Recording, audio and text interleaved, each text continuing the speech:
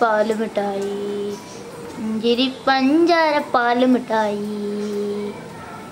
Hello friends, എല്ലാവർക്കും കുക്കിംഗിലേക്ക് സ്വാഗതം. അപ്പോൾ നമ്മൾ ഇന്ന് വന്നിരിക്കുന്നത് നമ്മുടെ പാട്ടിൽ കേട്ട ഒരു പഞ്ചാര പാലുമിഠായി ഉണ്ടാക്കാനാണ്.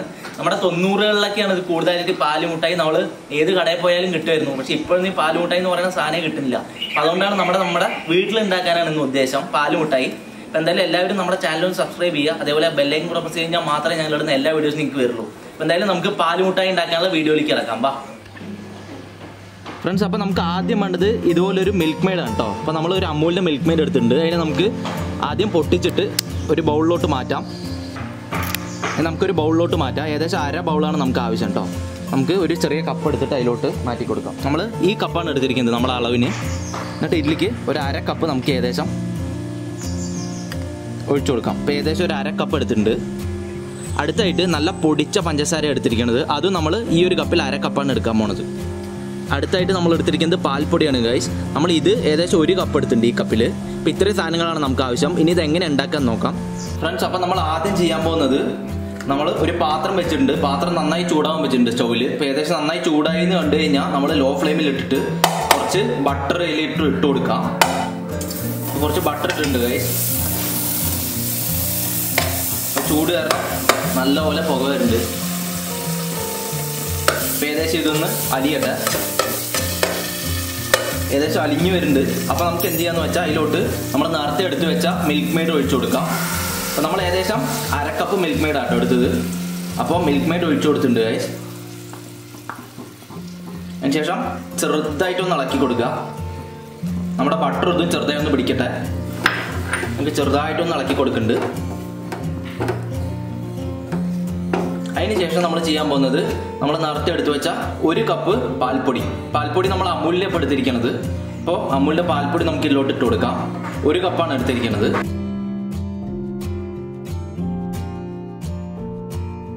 നല്ലപോലെ ഇളക്കി കൊടുക്കാം.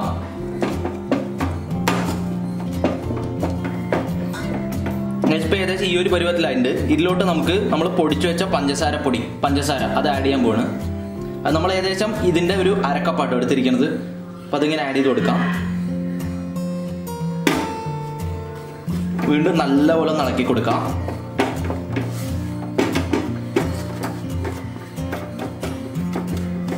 ഇപ്പം നമുക്ക് ഏകദേശം ഈ ഒരു പരുവത്തിലായിട്ടുണ്ട്. ഇത് കണ്ടല്ലോ, നല്ല ഇതായിട്ട് ഇങ്ങനെ ഈ ഒരു റിബൺ കൺസിസ്റ്റൻസി എന്നൊക്കെ പറയുന്ന പോലെയൊക്കെ വന്നിട്ടുണ്ട്. ഇനി നമ്മൾ എന്താ ചെയ്യാൻ പോകുന്നത് വെച്ചാൽ, നമുക്കിപ്പോൾ സ്റ്റൗ ഓഫ് ചെയ്യാം. അതിന് ശേഷം നമുക്കിന്നെ വേറൊരു പാത്രത്തിലോട്ട് മാറ്റണം. നമുക്ക് സ്റ്റൗ ഓഫ് ചെയ്യാം ഗൈസ്. അതിന് ശേഷം നമ്മൾ ഇതുപോലെ ഒരു ബൗൾ എടുത്തിട്ടുണ്ട്. ഒരു പ്ലാസ്റ്റിക് പാത്രമൊക്കെ നമ്മൾ എടുത്തിരിക്കുന്നത്. ഇതിൽ നമ്മൾ എന്താ ചെയ്തിരിക്കണമെന്ന് വെച്ചാൽ, ബട്ടർ പേപ്പർ വെച്ചിട്ട് ഇതുപോലെ സൈഡിലെല്ലാം ബട്ടർ തേച്ചിട്ട് നല്ലപോലെ ഒട്ടിച്ചെടുത്തിട്ടുണ്ട്. ഇനി ഇതിൻ്റെ ഉള്ളിലോട്ട് നമുക്ക് നമ്മൾ നേരത്തെ ഉണ്ടാക്കി വെച്ച ഈ മിക്സ്ചർ ഒഴിക്കാം.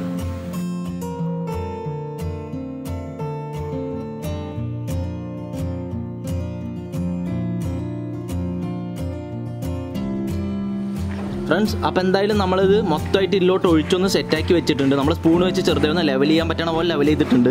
അപ്പോൾ എന്തായാലും ഇനി ഇതുപോലെ ഒരു അരമണിക്കൂറിന് സെറ്റ് ആവണം. അതിന് ശേഷം മാത്രമേ ഇത് റെഡി ആവുള്ളൂ. അപ്പോൾ എന്തായാലും ഒരു അരമണിക്കൂർ കഴിഞ്ഞിട്ട് നമുക്ക് കാണാം ഗൈസ്. അങ്ങനെ ഏകദേശം ഒരു അരമണിക്കൂർ 3/4 മണിക്കൂർ കഴിഞ്ഞിരിക്കുകയാണ്. ഇപ്പോൾ നല്ലപോലെ കട്ടിയായിട്ടുണ്ട്. ഇനി നമുക്കിനി എന്തായാലും ഇതിനെ ഒരു പ്ലേറ്റിലോട്ട് ഇങ്ങനെ വയ്ക്കാം.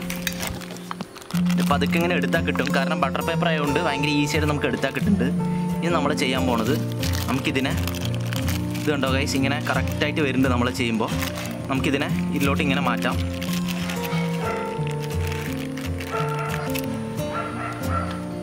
അങ്ങനെ നമ്മുടെ പാലുമിഠായി റെഡി ആയിരിക്കുകയാണ് ഗൈസ്.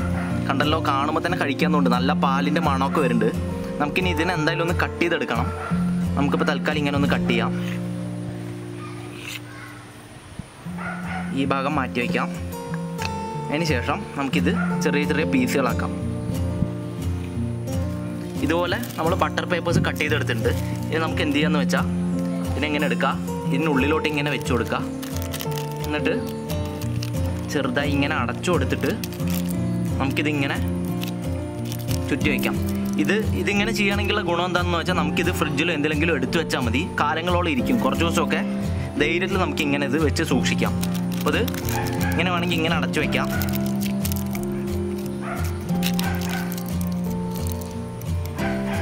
ഗൈസ്, അങ്ങനെ നമ്മൾ ഇത്രയും മുട്ടായി ഇട്ടിട്ടുണ്ട് കേട്ടോ. ഏകദേശം ഒരു 10 മുട്ടായിയുടെ അടുത്ത് നമ്മൾ ഇങ്ങനെ 10 പീസ് ഇങ്ങനെ ആക്കിയിട്ടുണ്ട്. അതിനുശേഷം നമ്മൾ എന്ത് ചെയ്തു എന്ന് വെച്ചാൽ, നിങ്ങൾ നേരത്തെ കണ്ട പോലെ നമ്മൾ ബട്ടർ പേപ്പറിൽ കുറച്ചൊക്കെ ഇങ്ങനെ പൊതിഞ്ഞെടുത്തിട്ടുണ്ട്. ഇതൊക്കെ നമുക്കിനി സൂക്ഷിക്കാം. നമ്മൾ ഫ്രിഡ്ജിലൊക്കെ വെച്ച് സൂക്ഷിക്കുകയാണെങ്കിൽ കുറച്ച് ദിവസം എന്തായാലും ഇരിക്കും. അപ്പോൾ അല്ലാതെ നമ്മൾ കുറച്ചൊക്കെ ഇപ്പോൾ കഴിക്കാനായിട്ട് ഇങ്ങനെ വെച്ചിട്ടുണ്ട്. അപ്പോൾ നമുക്ക് എന്തായാലും ഇപ്പോൾ ഒന്ന് ട്രൈ ചെയ്ത് നോക്കണ്ടേ. നമുക്ക് ടേസ്റ്റ് ഒന്ന് ചെയ്ത് നോക്കാം. അപ്പോൾ ഇതാണ് സാധനം കേട്ടോ. നമുക്കിതുപോലെ ഇങ്ങനെ തൊളിക്കാം കേട്ടോ.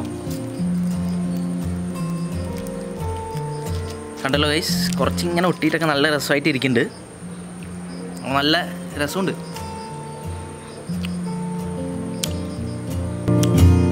സൂപ്പറാണ് ഗൈസ്, അടിപൊളി. കറക്റ്റ് നമ്മൾ മുമ്പ് കഴിച്ചിട്ടുണ്ടായിരുന്ന പാലുകൂട്ടായിട്ട് ടേസ്റ്റൊക്കെ തന്നെ വരുന്നുണ്ട് കേട്ടോ. പിന്നെ മിൽക്ക് മെയ്ഡിൻ്റെ ടേസ്റ്റ് ഉഷാറായിട്ട് വരുന്നുണ്ട്.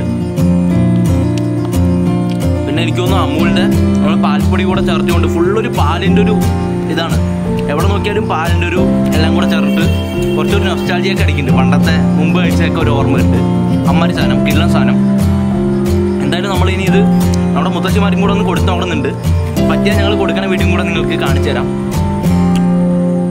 അവരും കൂടെ എന്ത് പറയുമെന്ന് അറിയണമല്ലോ. എന്തായാലും ചില്ലാണ് കേസ്. എല്ലാവരും വീട്ടിൽ ട്രൈ ചെയ്ത് നോക്കാം. മാക്സിമം എല്ലാവർക്കും ഷെയർ ചെയ്ത് കൊടുക്കാം കേട്ടോ. കാരണം 90 കിഡ്സ് ഇല്ലെങ്കിൽ നിങ്ങളുടെ അച്ഛനമ്മമാർക്കൊക്കെ ഉണ്ടാക്കി കൊടുക്കണമെങ്കിൽ അവർക്കൊക്കെ ഭയങ്കര ഇഷ്ടമാവും. കാരണം അവരൊക്കെ ഒരു നൊസ്റ്റാൾജിക് ഫീലിംഗ് ആയിരിക്കും അവർ. കാരണം അവരൊക്കെ പണ്ട് കഴിച്ച മുട്ടായി ആയിരിക്കും. അപ്പോൾ എന്തായാലും എല്ലാവരും ട്രൈ ചെയ്ത് നോക്കാം. മാക്സിമം എല്ലാവർക്കും ഉണ്ടാക്കി കൊടുക്കാം. എന്തായാലും അടുത്ത എപ്പിസോഡിൽ നമുക്ക് വീണ്ടും കിഡ്ലം വീഡിയോസ് ആയിട്ട് വരുന്നതായിരിക്കും. അതുവരെയും ബൈ ബൈ.